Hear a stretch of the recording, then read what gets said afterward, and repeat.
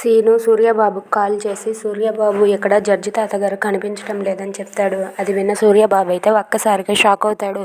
ఏంటి నాన్నగారు కనిపించకపోవడం ఏంటి అని చెప్పి అడుగుతూ ఉంటాడు. ఆ మాటలకు అవును సూర్యబాబు లేదు, జడ్జి గారిని ఎవరో తీసుకెళ్ళిపోయినట్టుగా ఉన్నారు, ఇక్కడైతే మాత్రం జడ్జి గారు లేరు, ఎవరో కిడ్నాప్ చేశారని చెప్పి అంటూ ఉంటాడు. అది విన్న సూర్య అయితే ఒక్కసారిగా షాక్ అవుతాడు.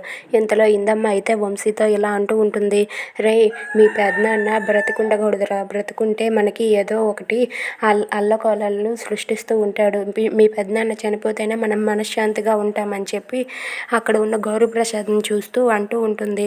ఇంతలో ఆ గౌరీప్రసాద్ని చంపేయడం కోసం అని చెప్పి వంశీ అలాగే ఇందమ్మ ఇద్దరు కూడా ప్లాన్ చేస్తారు. ఇంతలో ఆనంది అటుగానే వస్తుంది. అటుగా వచ్చి వంశీ వాళ్ళ రూమ్ వైపు చూసేసరికి ఇందమ్మ వెనక ఉన్నది వంశీ గారు. మరి ఇందమ్మ గారు పిల్ల పెడుతున్నది ఎవరిపైన అని చెప్పి రూమ్ దగ్గరికి వెళ్ళి చూస్తుంది. ఇక అక్కడ ఉన్న గౌరీప్రసాద్ని ఇందమ్మ అయితే చంపేయడానికి తలగడ పట్టుకొని తన ముఖం మీద పెడుతూ ఉంటుంది. అది చూసి కుట్టి అయితే ఒక్కసారిగా షాక్ అయిపోతుంది. ఏంటి తాతయ్య జడ్జి తాతగారిని ఈ ఇందమ్మ చంపాలనుకుంటుందా, ఇప్పుడు వీళ్ళని ఎలా ఆపాలి అని చెప్పి కుట్టి అయితే ఒక్కసారిగా షాక్ అయ్యి అలా చూస్తూ ఉండిపోతుంది. ఇక ఇందమ్మ గౌరీప్రసాద్ని చంపకుండా కుట్టి ఆపగలదా? Thanks for watching friends, please subscribe.